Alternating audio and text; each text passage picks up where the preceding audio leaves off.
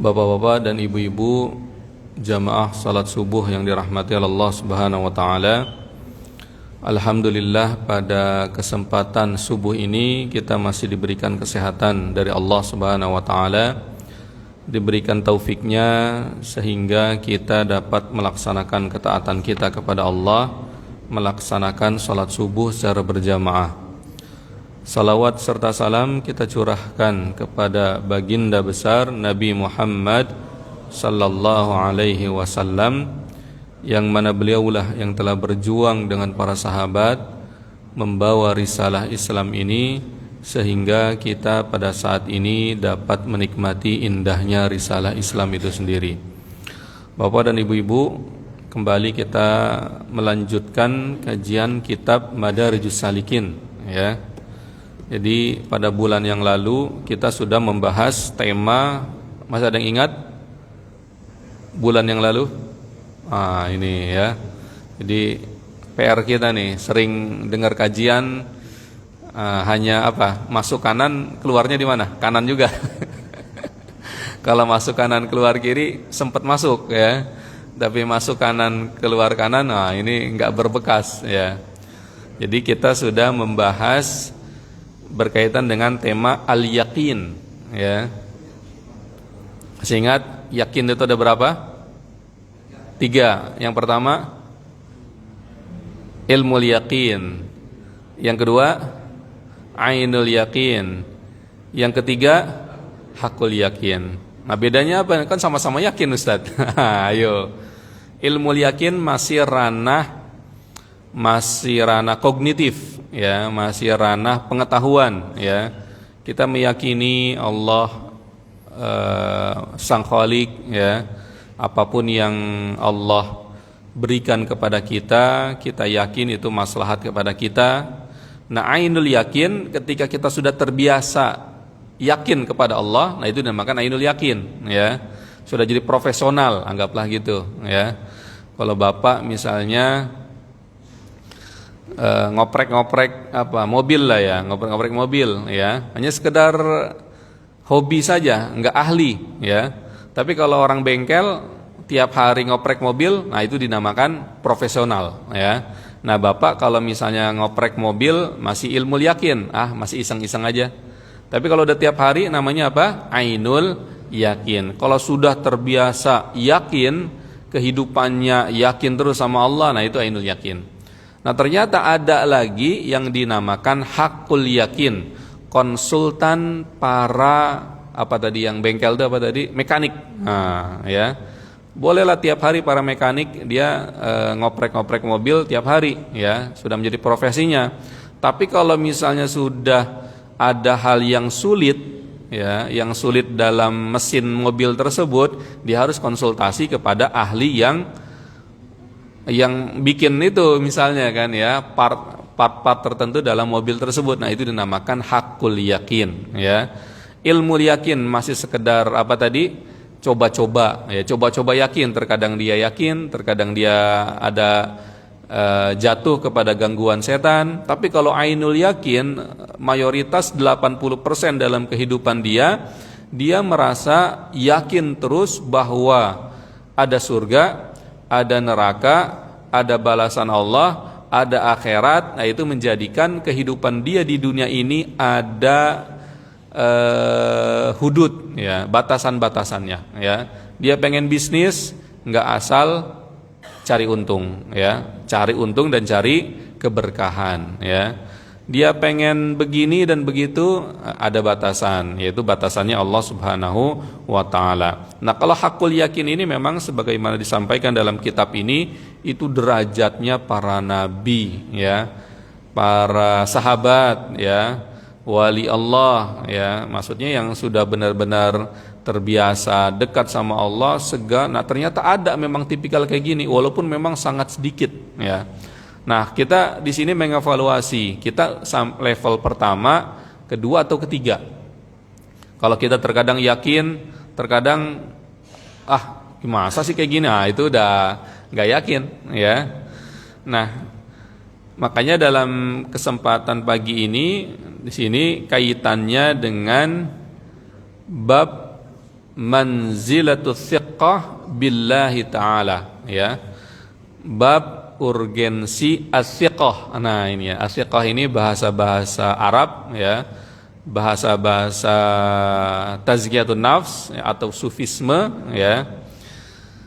As-thiqah, ya, sebenarnya dalam bahasa Arab ini kalau kita terjemahkan dalam bahasa Indonesia yakin, diterjemahkan jadi apa? Yakin juga.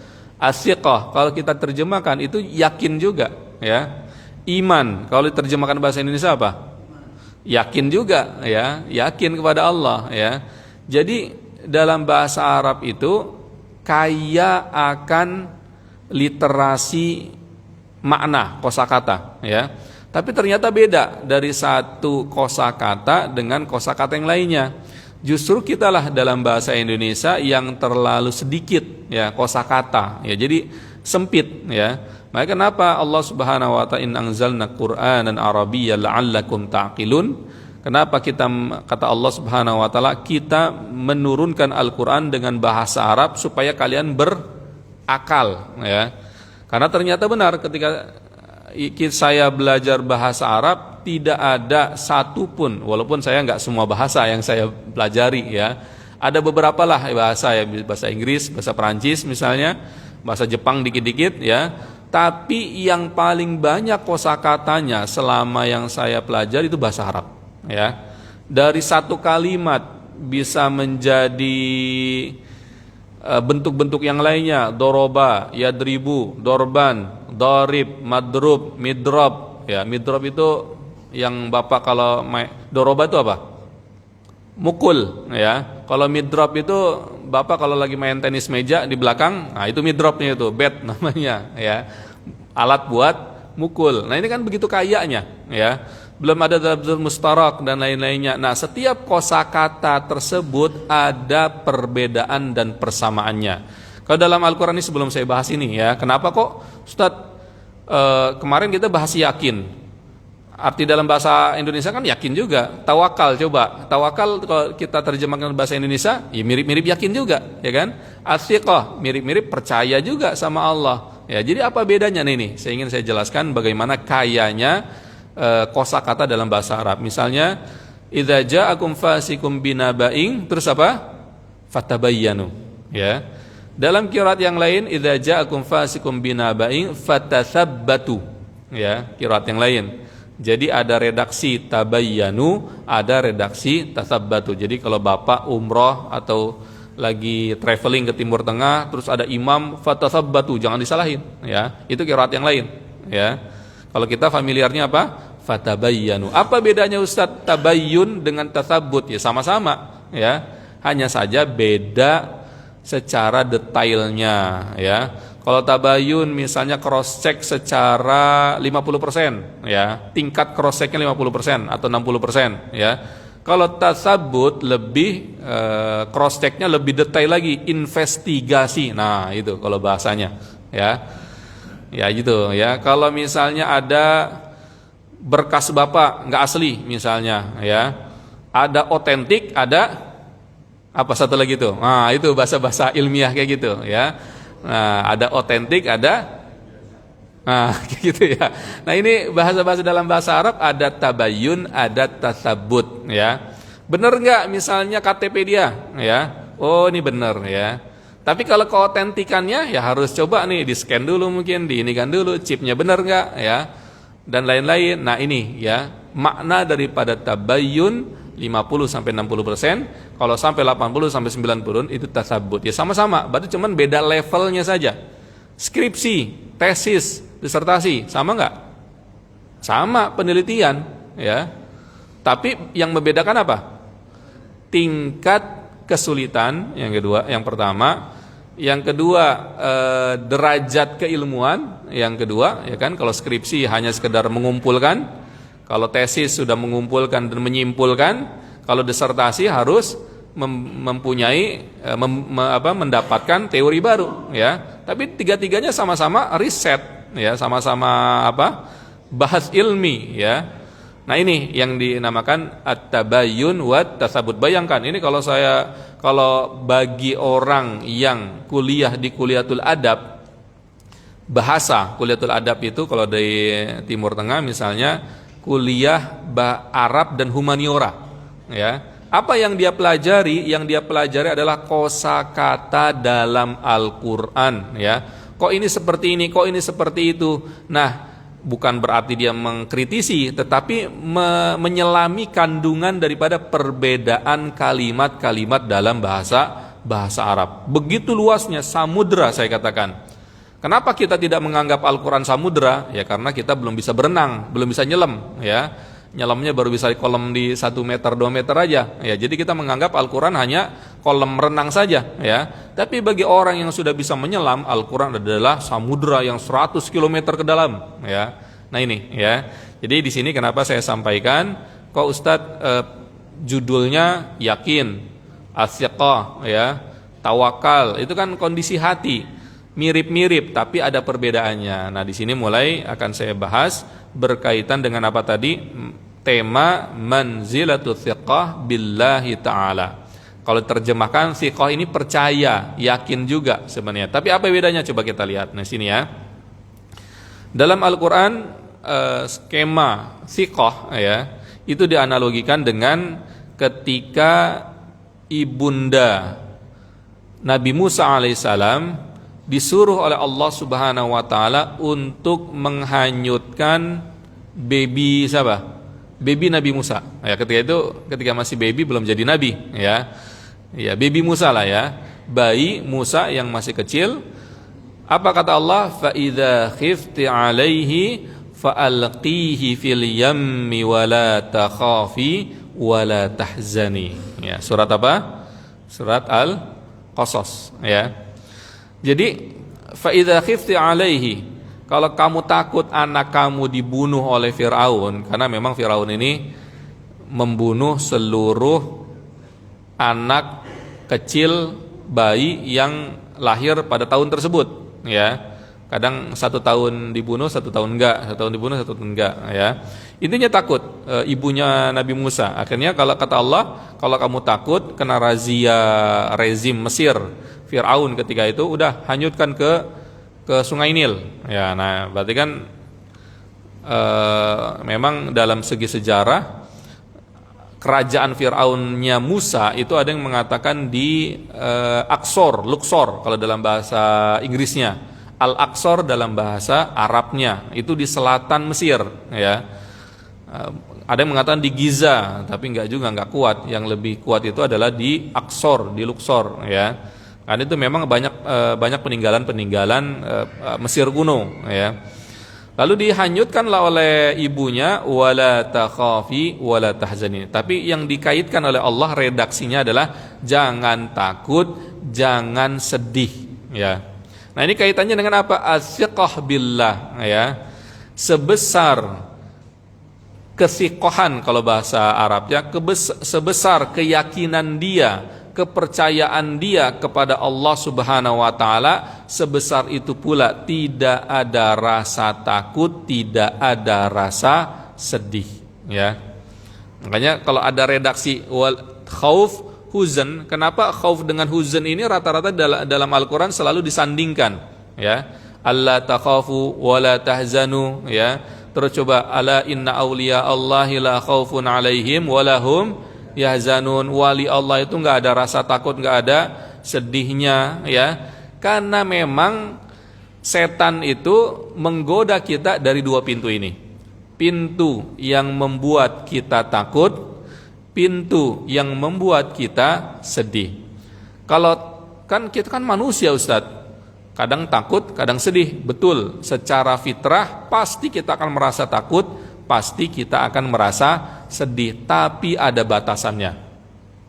Level fitrahnya kita manusia takut atau sedih anggaplah 2 atau 3 level, ya, kalau saya berbicara tentang frekuensi. Tapi kalau di atas 3, dia misalnya takut berlebih, kan ada orang itu kan takutnya sampai maniak, apa sih namanya? Fobia, ya. Jadi tingkatnya ke-4 sampai ke-5, ke-6, saksikanlah itu sudah permainan setan. Jadi kalau dalam diri kita takut misalnya takut banjir. Nah, kemarin banjir gak sini? Nah, kemarin kita alhamdulillah dapat kiriman banjir ya. Bisa jadi dari sini atau dari AL dan lain-lain ya. Jadi takut nggak? Takut wajar. Karena dengan rasa takut yang normal 2 dan 3 kita akan minta tolong sama Allah. Tapi kalau berlebihan yang menyebabkan fobia, yang menyebabkan perasaan tidak tenang ya, lalu perasaan tidak tenang tersebut mengarahkan kepada al-huzn. Apa itu? Sedih. Nah, orang yang sedih berlebihan itu biasanya datang dari setan ya. Bahkan orang beriman pun, nih saya katakan ya, orang yang secara bala atau secara musibah, ujian itu berat, bahkan diarahkan untuk oleh Allah Subhanahu wa taala, tidak jangan takut atau jangan sedih. Bayangkan ya. Jadi di titik ujian yang begitu beratnya, tapi ditarik sama Allah Subhanahu wa taala untuk ke titik jangan sedih, jangan takut dari apa? Dari ujian yang ada. Nah, ini kan sangat luar biasa. Fitrah kita kalau dapat ujian, dapat musibah, ya takut, ya sedih, ya. Tapi ditarik oleh Allah Subhanahu wa taala ke titik apa? Ke titik nol, anggaplah. Titik aman. Nah, ya. Padahal titik aman, kita bisa ke titik aman dengan ujian yang begitu luar biasa. Ini sangat luar biasa. Kalau bapak nggak ada ujian apapun, nggak punya penyakit, nggak ada diuji finansial, nggak diuji ini, tapi titik aman, ya biasa, ya. Tapi kalau misalnya teman-teman saudara kita di Palestina, ya, dia rumahnya hancur, bapaknya meninggal, anaknya meninggal, istri atau suaminya meninggal, tapi dia titik aman, maksudnya nggak takut, nggak sedih. Nah, ini sangat luar biasa. Apa yang membuat mereka seperti itu? Nah, ini konsep as-siqah billah, ya, yakin dengan kepada Allah Subhanahu wa taala. Nah, siqah ini ternyata ada beberapa tahapan, ya. Sebagaimana yakin, sebagaimana saya sampaikan pada bulan yang lalu, yakin kan ada 3, ilmu yakin, hakul ainul yakin, yang ketiga apa? Hakul yakin. Ilmu yakin apa? Sebatas apa? Kognitif, ya. Sebatas pengetahuan, ya. Coba-coba tadi kan, ya. Kalau saya ini kan montir atau kita lah iseng-iseng ngoprek mobil. Tapi kalau ainul yakin sudah menjadi profesi, sudah terbiasa yakin kepada Allah. Tapi kalau hakul yakin, konsultannya siapa? Montir. Nah, ini ya. Nah, kalau kita bisa menjadi konsultan montir dalam yakin, nah ini sangat luar biasa, ya. Lebih dekat kepada husnul khotimah, ya. Mudah-mudahan kita bisa seperti itu. Amin ya rabbal alamin. Nah, begitu juga as-siqah billah, ya. Itu ada 3 level, ya. Nah, ini kan Madarijus Salikin ini memang berkaitan dengan akhlak, ya. Berkaitan dengan tazkiyatun nafs, dengan sufisme, mengelola hati kita, tapi lebih advance-nya lagi, ya. Kalau buku yang sebelumnya saya bahas itu Targhib, ya, atau sebelumnya ada lagi, ya, itu masih level-level anak SD atau SMP lah, ya.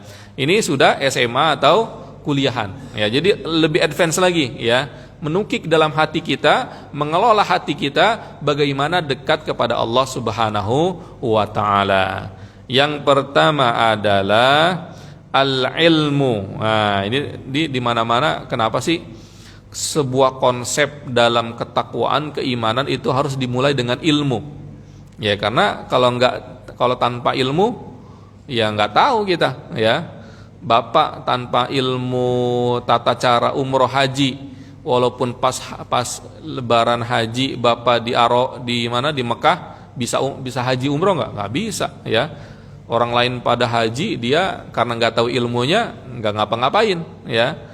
Bapak ke mana, misalnya ke kolam renang, ya, tapi dia nggak bisa berenang, ya duduk-duduk aja nggak berenang, ya, padahal udah masuk misalnya 500.000 misalnya, ya.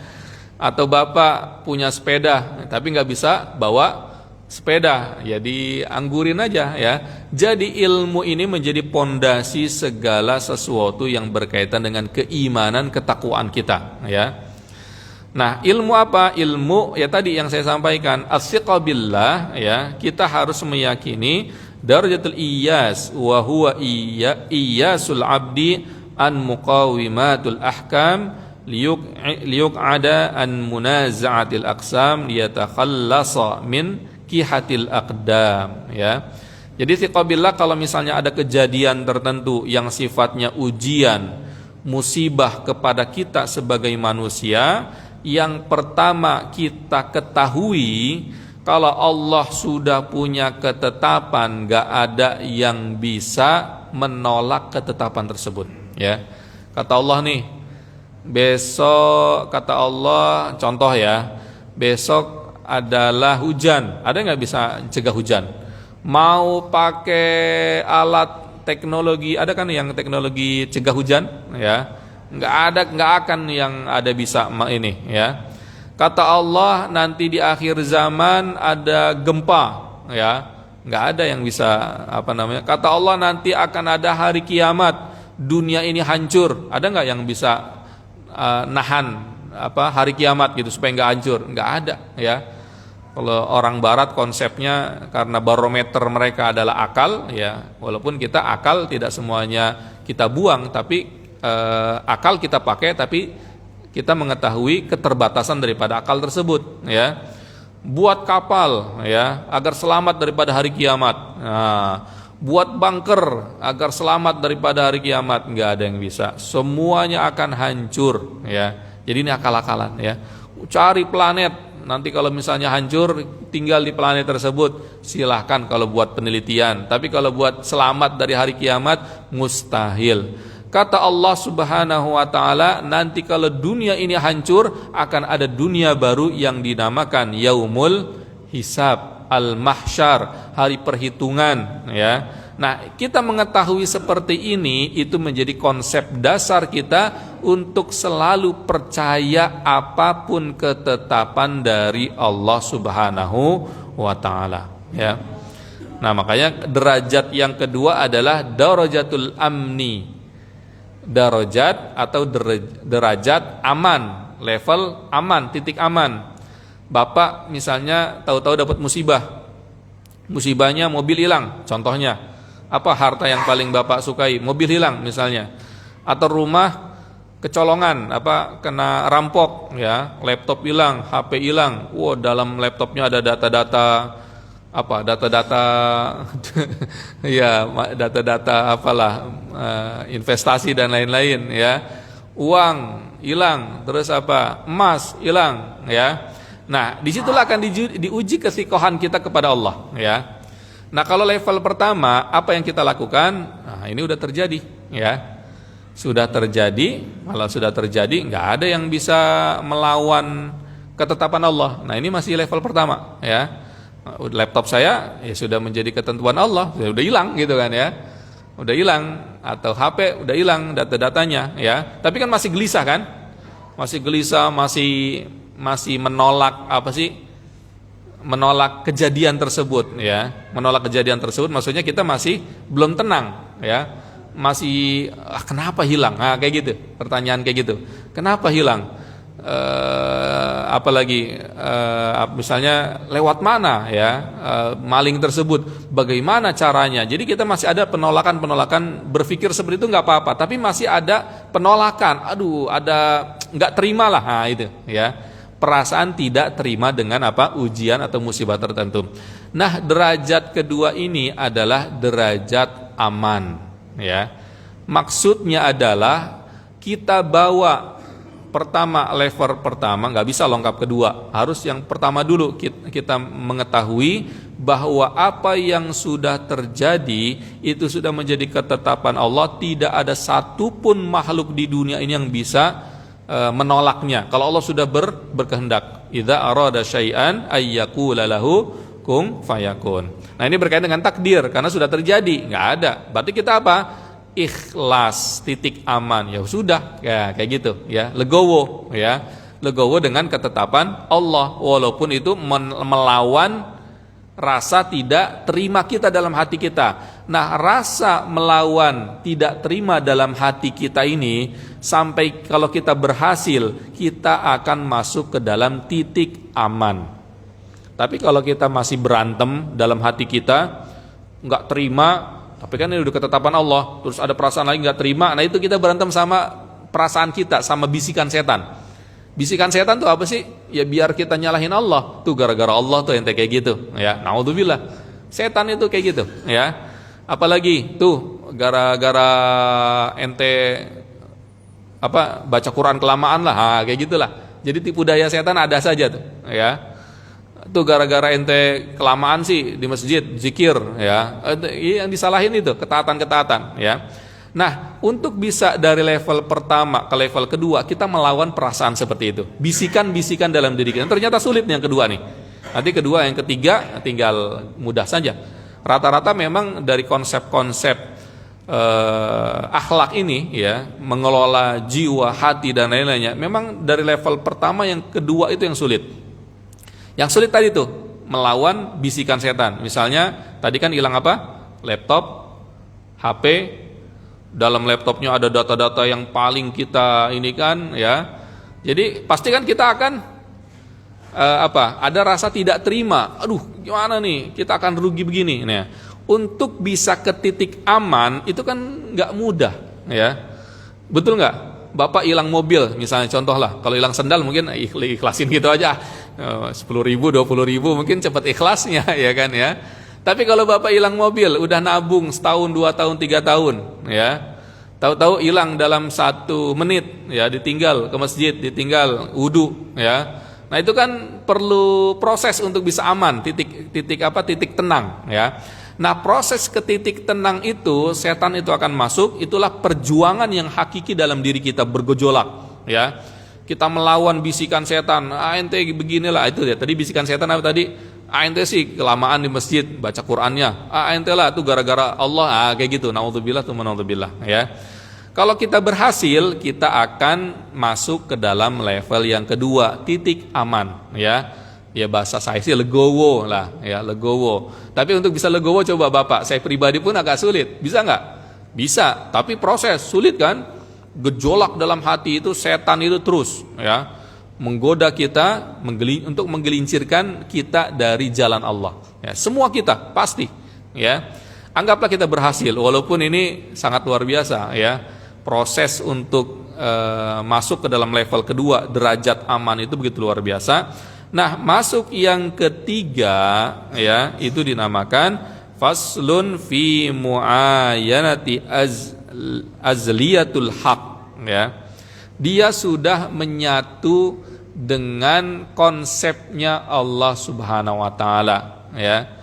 Dia sudah tenang. Ini kan sudah, dia pertama ada rasa apa tadi? Tidak terima. Lalu rasa aman. Ini milik Allah, ya. Ya sudah hilang, sudah, ya. Lalu dia punya keyakinan, mudah-mudahan Allah kasih gantinya nanti di surga, ya. Dan lain-lain, dia udah tenang, calling down dan lain-lainnya. Nah kalau sudah seperti itu, dia terus zikir sama Allah Subhanahu wa taala, ya Allah pasti ada hikmahnya, kayak gitu, ya. Dia terus tenang. Nah ini sudah masuk ke dalam level yang ketiga. Tapi yang dari level pertama, kedua, ketiga, perpindahan dari level pertama, kedua itu yang sulit, ya. Perpindahan dari rasa kita menolak atau tidak terima dengan kejadian musibah tertentu kepada titik aman itu sulit, ya. Pernah kejadian saya juga ketika kena COVID-19, ya. Di situ ada rasa tidak terima. Bayangkan, ini setan nih kata saya nih masuk nih. Jadi dalam benak saya masih muda. 2000 berapa kemarin COVID itu? 19, ya. Saya masih muda. Kenapa saya kena? Ada rasa tidak terima, ya. Saya berbaring, ya. Tapi di situ saya berpikir, ya ini kan sudah kejadian, ya kan? Ya udahlah, saya terima aja. Nah disitulah mulai saya berproses. Jadi setan tetap masuk tuh, ya, menggoda saya. Ente kan masih muda, kenapa kena kayak gitu, ya? Terus saya berproses. Tapi ini udah jadi gitu pergolakan dalam jiwa saya. Tapi ini kan sudah ketetapan Allah. Pasti akhirnya disitulah, alhamdulillah dengan izin Allah saya bisa ke titik aman, ya. Titik aman udahlah, ya ikhlas, ya, legowo. Nah disitulah sistem imun saya mulai apa? Mulai membaik karena sudah pasrah gitu, ya lah, saya pasrah, ya. Ini pasti ada hikmahnya, ya. Ya Allah, kalau kau memberikan saya umur lagi, berarti ini amanah dari Engkau, ya Allah. Mudah-mudahan taufikkanlah ke dalam kebaikan sisa umur saya, ya. Karena ketika itu kan ada viral banyak yang meninggal juga kan. ketika di sini kan pasti ada bapak yang kena COVID, ada perasaan, jangan-jangan besok saya meninggal, gitu kan? Karena banyak orang meninggal. Jangan-jangan nanti seperti ini. Itu setan itu tuh masuk tuh, ya.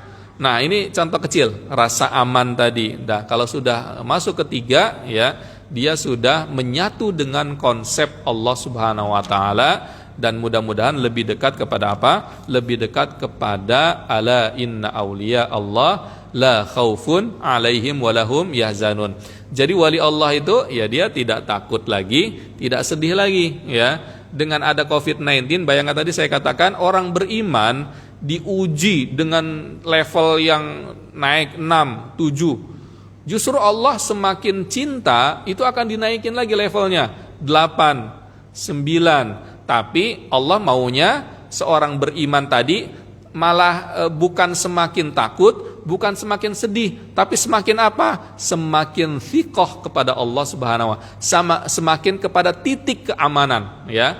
Jadi orang beriman semakin tinggi tingkat ujiannya, yang diharapkan adalah tingkat keamanan. Maksudnya tingkat keamanan di sini adalah tingkat legowonya, ya. Jadi kalau ada orang beriman, dia ujiannya berat daripada kita, tapi dia masih tersenyum, legowo, ikhlas kepada Allah biasa saja, ini orang yang luar biasa. Ya, ada nggak contoh kayak gitu, Ustaz? Ada, saya katakan. Ya ini saya kadang kalau cari contoh nggak susah amat, ke Palestina aja, gitu ya. Coba orang Palestina. Allah nguji apa kepada mereka? Nguji rumahnya hancur. Istri atau suaminya syahid, ya antara itulah, ya. Bapak orang tuanya atau anaknya yang syahid, ya. Apalagi, ya. Makan berebutan, nggak ada lagi, ya. Nah, kalau secara fitrah manusia pada umumnya stres, ya. Kalau orang Jepang, ya, ditaruh di Gaza, 1 hari udah bunuh diri massal mereka, ya. Ya, tapi apa yang menyebabkan mereka bertahan sampai titik sekarang? Bahkan ada di antara mereka yang tetap tersenyum, ya. Mereka apa? Itulah yang dinamakan as-siqah billah. Ya. Karena yakin, ya. Jadi itu sudah sangat luar biasa. Semakin diuji levelnya 6, 7, 8, semakin titik amannya semakin tinggi juga. Kalau titik aman kita, ini bahasa-bahasa ini aman, maksudnya kalau saya terjemahkan legowo.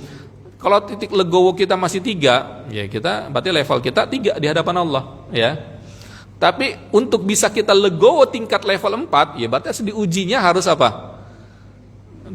Tinggi lagi derajat frekuensi ujiannya level 7. Nah, baru legowo kita 6, 7. Jadi itulah yang makna apa kata Allah, idza ahabballahu 'abdan ibtalah.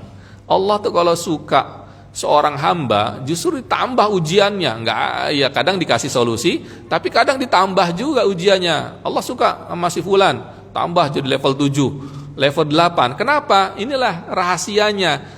Karena dia bisa mengkondisikan ujian tersebut menjadi titik aman. Level kedua tadi as-siqah, ya. Semakin tinggi, jadi ada stimulus, ada respon, ya. Responnya apa? Semakin cinta dia sama Allah. Ditambah lagi ujian, semakin cinta dia kepada Allah. Itu orang beriman yang luar biasa. Karena rata-rata normal manusia kan semakin diuji, semakin kabur dari Allah, ya. Aduh, saya nih diuji, udahlah saya ke dukun aja lah, ya, biar cepat sembuh, ya, biar cepat kaya, biar cepat apa lagi? Aduh, udahlah saya korupsi aja lah. Nah ini, ya. Nah orang-orang seperti ini jarang. Mudah-mudahan kita termasuk orang yang jarang di sini, ya. Amin ya rabbal alamin, ya.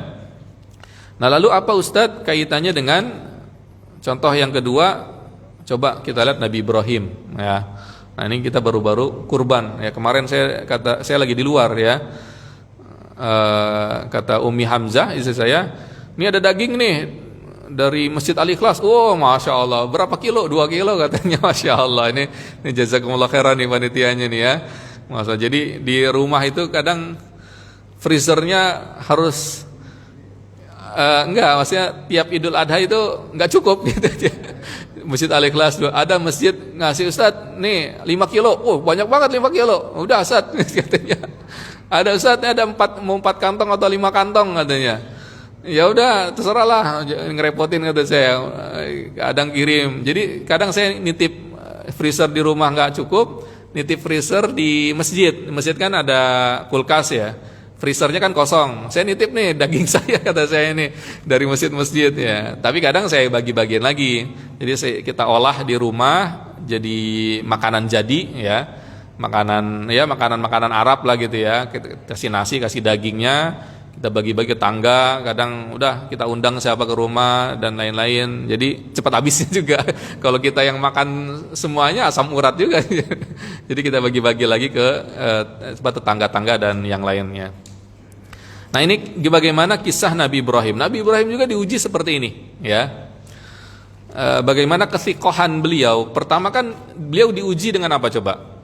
Harus menyembelih siapa? Ismail ya. Nah ini kan ada pergejolak nggak dalam jiwa Nabi Ibrahim? Ada ya. Makanya di situ kan ada namanya tarwiyah, ada namanya arafah ya. Walaupun penamaan tarwiyah dan arafah ada berapa versi. Ini yang versi yang akan saya sampaikan adalah jadi ketika Nabi Ibrahim mimpinya seorang nabi itu kan kadang wahyu ya. Ya rata-rata wahyu ya, perintah Allah. Mimpi dapat perintah dari Allah nyembelih siapa? Ismail. Padahal Bapak tahu Nabi Ismail itu kan jarang ketemu bapaknya, yaitu Nabi Ibrahim. Kan ditinggal begitu saja. Di mana?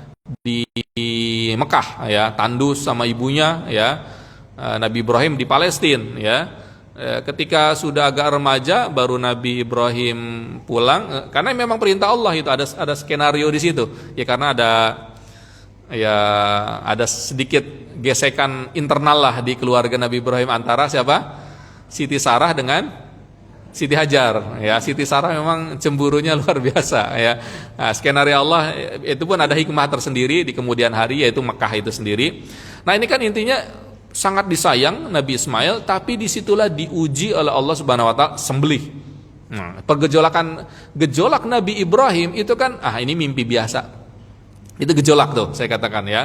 Padahal Nabi Ibrahim ya seorang nabi ya, tahu sebenarnya ini perintah Allah, tapi mimpinya datang kedua kali.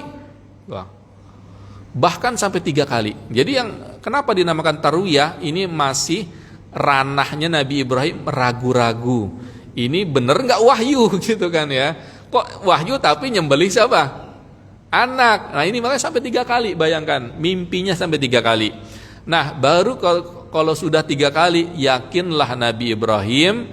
Nah ini kalau sudah 3 kali udah wahyu, udah perintah. Makanya fa'arafa Ibrahim. Makanya sadarlah Nabi Ibrahim itu adalah perintah Allah. Makanya dinamakan hari ke-9 itu Arafah. Arafah itu dari kalimat Arafah. Apa namanya? Mengetahui, sadar. Makanya Nabi Ibrahim sadar, oh ini benar-benar ini. Makanya tanggal 10-nya eksekusi. Eksekusi apa? Nyembelih Nabi Ismail. Tapi diganti apa? Sapi, domba zaman sekarang ya. Dulu domba ya. Nah Nabi Ibrahim pun diuji dengan hal-hal seperti ini. Kalau tidak ada kesikohan kepada Allah Subhanahu Wa Taala, Nabi Ibrahim nggak akan lulus ujian, ya, nggak akan lulus ujian. Tapi sikoh bahwa Allah adalah Sang Khalik, Sang Pencipta, segala sesuatu yang diperintah Allah, walaupun coba nalarnya Nabi Ibrahim ketika itu bergejolak, ya, nalarnya manusia, ya, Nabi Ibrahim manusia. Kenapa saya harus nyembelih anak saya? Nah, terkadang Allah menguji kita dengan hal-hal seperti itu. Ya. Yang kita sukai apa? Harta, ya. Terkadang Allah menguji kita, hilanglah, ya. Allah ngingetin, bisa jadi kita belum bayar zakat mal nih tahun lalu, ya. Jadi dikasih skenario, diuji sama Allah, hilang gitu kan. Oh, baru ingat, oh ya, saya harus zakat mal terus, ya. Terkadang seperti itu, ya.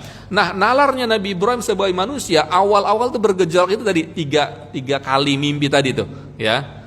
Ya, bahkan ketika sudah pasrah pun, makanya dalam ininya dinamakan taslim, ya, bukan nama orang, ya. Taslim itu udahlah, serahin diri. Nah itu sudah Thiqah itu anggaplah levelnya 40 sampai 60%. Nah, taslim itu sudah pasrah banget. Nah, itu bahasa saya. Sudah 70 sampai 90%. Nah, ini kan kondisi hati, persentase. Saya menjelaskan dengan persentase.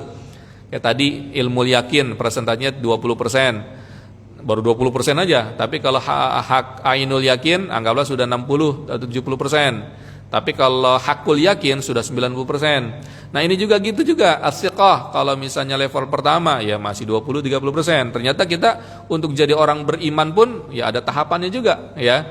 Terus yang level kedua as-siqah ya anggaplah 60-70%. Baru yang ketiga taslim atau memang legowo pasrah 100%, itu 90% sampai situ. Makanya wajar di surga itu ada nggak level-level bintang di surga? Ya ada. Di dunia pun memang keimanan ketakwaan kita beragam ya. Walaupun sama duduk di masjid, ya bisa jadi kekhusyuannya beda-beda. Ada yang khusyuk banget sampai tidur gitu kan ya. Ada yang melek ya dan lain-lain ya. Nah ini ya, mudah-mudahan kita termasuk orang-orang hamba-hamba pilihan Allah sehingga layak untuk memasuki surganya Allah. Nah, kita kembali kepada Nabi Ibrahim tadi ya. Nah, ketika sudah thiqah bahwa perintah Allah pasti ada hikmahnya. Tadi kan para nabi rata-rata level ketiga tadi ya. Bahkan ketika ingin menyembelih Nabi Ismail yang masih remaja, lagi disayang-sayangnya, itu kan menolehnya tuh nggak noleh ke lehernya, tapi noleh kemana? Malingkan muka ya, wajah ya. Beginilah sambil begini tuh ya. Bayangin anak ya. Itu kan udah level luar biasa. Coba bapak diuji kayak gitu ya, belum tentu bisa, malam nyalahin Allah. Naudzubillah. Inilah seorang Nabi Ibrahim ya. Disitulah falamma aslama wa tallahu lil jabin, kata Allah. Itu ujian ya. Qad saddaqtar ru'ya, kata Allah. Kamu sudah lulus ujian Nabi Ibrahim. Falamma aslama. Jadi aslama itu taslim, menyerahkan diri 100%. Tadi itu makanya saya presentasi dengan persentase kan. Tapi kenapa dalam bahasa Arab kok banyak sih ininya? Ini ternyata secara persentase. Tabayyun, tasabut tadi kan ya. Kalau bahasa zaman sekarang KTP-nya tuh otentik, bahasa siapa?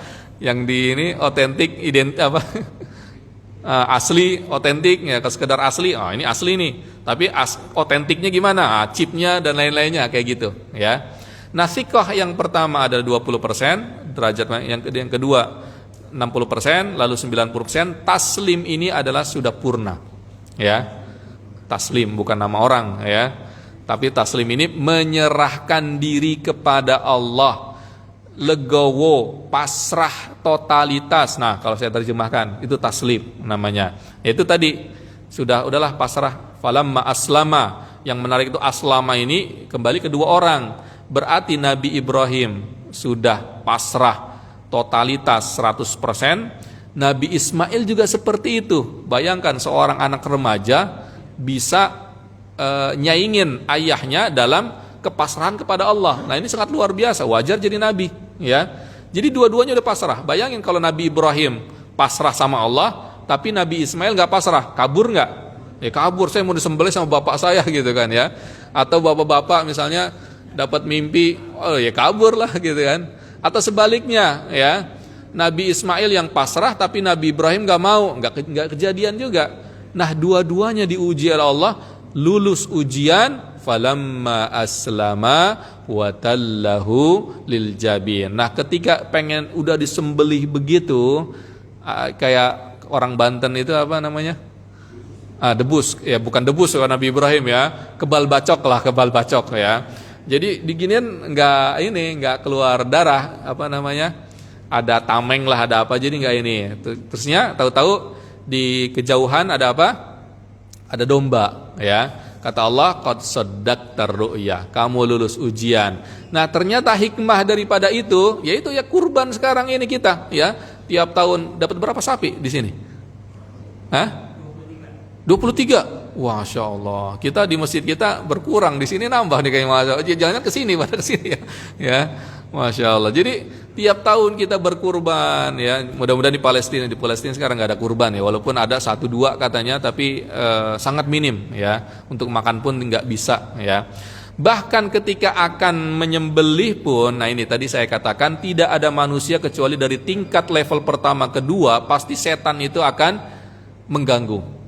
Bayangin, setan ketika Nabi Ibrahim pengen nyembelih itu masuk juga, "Hai Ibrahim, begini dan begitu. Allah tuh begini dan begitu," ya. Supaya apa? Supaya Nabi Ibrahim enggak jadi nyembelih anaknya. Bayangkan seorang nabi saja setannya, iblisnya lah bahasanya ya, level iblisnya sangat tinggi ya. Makanya dilempar pakai apa sama Nabi Ibrahim? Pakai batu ya. Pergi. Nah, kan gitu ya. Apa? Kita kan kalau lempar jumrah bacanya apa? Bismillah, Allahu Akbar. Tapi itulah menjadi falsafah dalam ritual haji kita, melempar jumrah itu ngelempar siapa? Nah, ya, makanya kadang orang-orang India tuh bukan pakai batu aja, pakai sendal gitu kan. Bismillah, Allahu Akbar, pakai sendal gitu kan. Hilang atau sendalnya udah enggak pakai sendal lagi pulang-pulang ya. Pakai pecinya, wah Bismillah, Allahu Akbar ya. Ya itu ini ya, itu apa namanya menjadi falsafah dalam agama kita diresmikan dalam syariah Nabi Muhammad sehingga menjadi ritual kurban ya, ritual melempar jumrah. Nah, ternyata hikmahnya itu ya. Nah, berarti kalau kita mengacu kepada contoh-contoh yang sebelumnya, apapun kita diuji, dengan apapun kita awalnya tidak mengenakan, untuk kita bisa mengarah kepada level sikoh ini ya, kita harus pertama tadi tuh ilmu dulu ya. Tidak ada segala sesuatu ketetapan Allah kecuali baik bagi kita. Makanya dalam Al-Quran, asa an takrahu syai'a wa huwa khairul lakum wa asa an tuhibbu syai'a wa huwa syarrul lakum. Jangan-jangan yang kamu sukai itu jelek buat kamu, atau jangan-jangan yang kamu tidak sukai itu adalah baik buat kamu. Terus apa yang selanjutnya? Wallahu ya'lamu wa antum la ta'lamun. Allah yang tahu ya. Jadi akal kita, anggaplah kita mendewakan, merajakan akal, yang paling mengetahui Allah, terbatas akal kita ini. Makanya ketika nalar kita, ketika diuji sesuatu, nah ini salah satu trik juga, melangkah dari level pertama ke level kedua, itu tadi kita mengetahui bahwa Allah lebih tahu ya. Walaupun hilang mobil apa dan lain-lainnya ya, tapi harus kita arahkan kepada legowo tadi ya. Yang selanjutnya ingin saya sampaikan, apakah kalau kita sudah diuji dengan hal-hal tertentu, kita tidak ada ikhtiar Ustadz? Harus ada ikhtiar. Nah ini makanya faslun fit taslimi la yashubuhu inqibat ya. Jangan kita legowo tapi tidak ada ikhtiar untuk problem solving. Nah ini nggak benar juga ya. Kita sebagai manusia harus dua-duanya ada.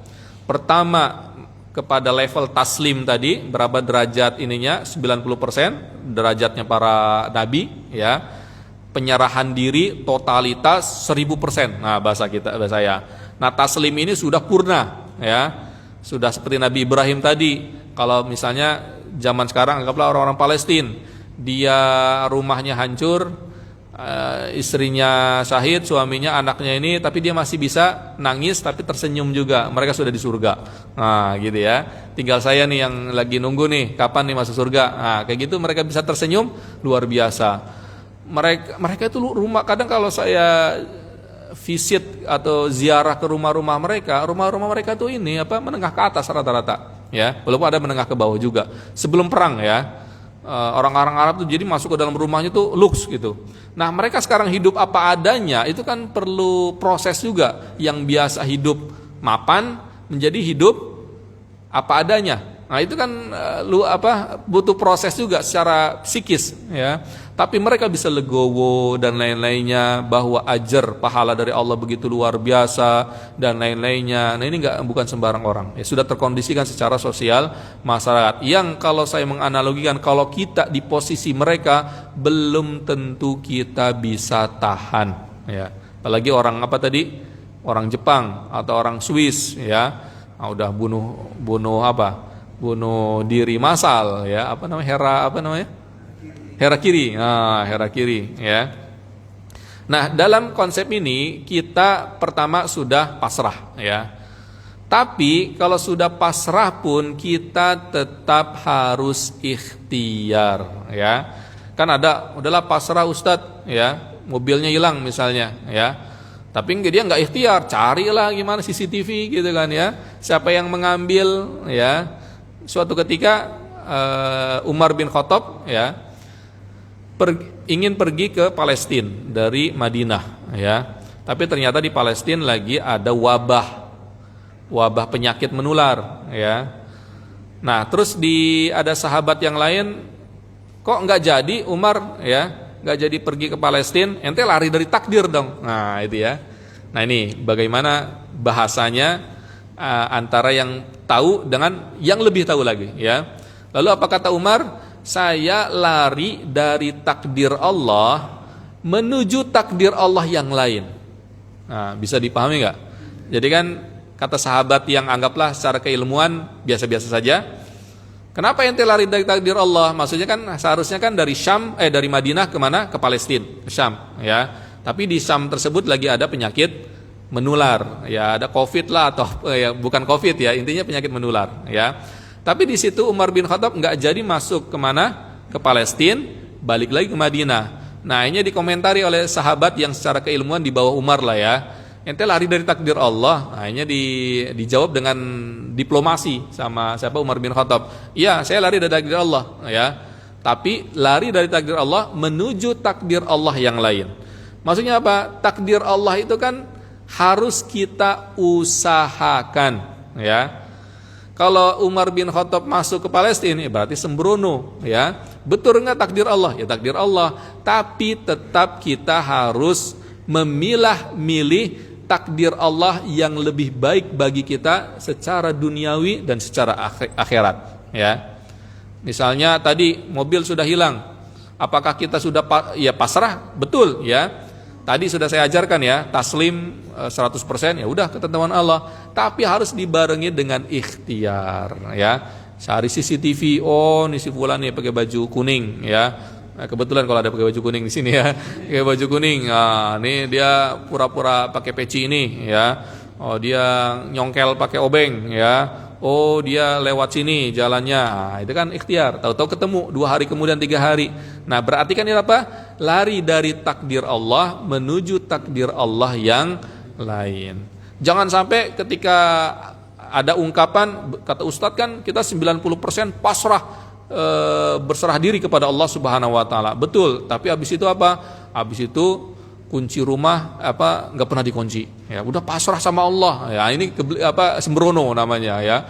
Rumah enggak pernah dikunci kan kata Ustadz kita pasrah 100%. Nah, ini sembrono namanya ya. Lalu besoknya ada kemalingan, udah pasrah aja kan kata Ustadz. Nah, ini namanya sembrono ya. Jadi konsep pertama adalah suasana hati, tapi harus dibarengi dengan apa tadi? Ikhtiar yang maksimal. Agama kita dalam Islam mengarahkan kepada kita, mengajarkan kepada kita konsep yang ideal buat kita sebagai manusia. Dalam agama lain ya, terkadang konsep seperti ini taslim ya, agak offset juga. Kalau kamu dipukul pipi kanan, kasih yang kiri. Kalau dipukul yang kiri, kasih lagi yang kanan. Kalau kasih yang kanan, pukul yang kiri. Ya, ya. Kalau kayak kita dalam Islam, enggak ya. Dalam Islam kita kalau pukul kaki kanan, pipi kanan, kita tanya, kenapa ini mukulan saya gitu ya, gitu ya. Nah, kalau saya bisa, kalau dia zalim, ya kita bisa balas, tapi semisal, ya. Tapi kalau dia nggak sengaja, kita maafin, nah dapat pahala. Nah itu kita, ya. Jadi enggak 100% taslim tanpa dibarengi dengan apa? Ikhtiar, tabayun, tasabut. Saudara-saudara kita di Palestina, ya. Anggaplah mereka sudah taslim, sudah apa tadi? Legowo 100%. Tapi apakah mereka tidak mau hidup mapan lagi? Tidak mau bahagia sebagaimana orang-orang di luar Gaza? Mereka mau, ya. Makanya kemarin Idul Adha itu hari Jumat, ya. Walaupun mereka dalam kondisi perang, mereka tetap berusaha untuk memaknai Idul Adha. baju yang paling bagus yang masih tersisa lah ya, yang belum hancur misalnya, dipakai sama dia.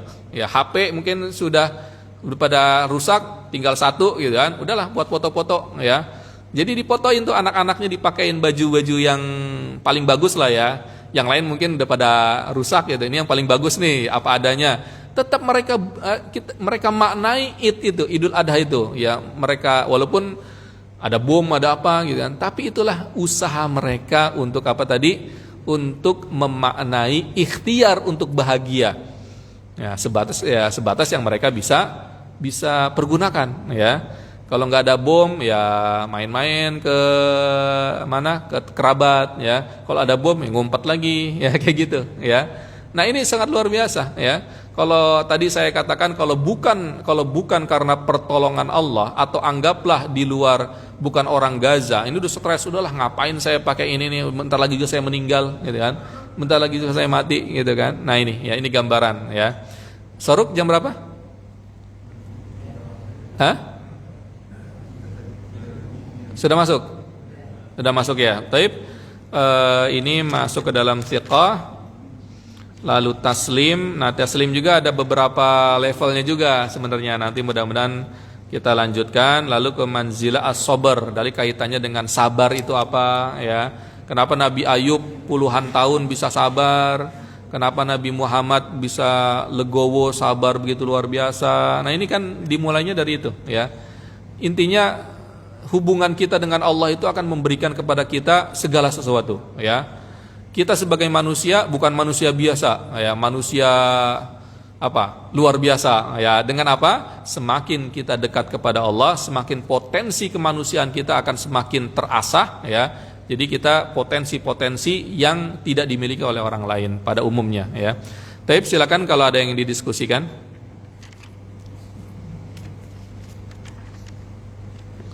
Ada? Atau arangnya udah ini? Udah udah pengen nyate ya.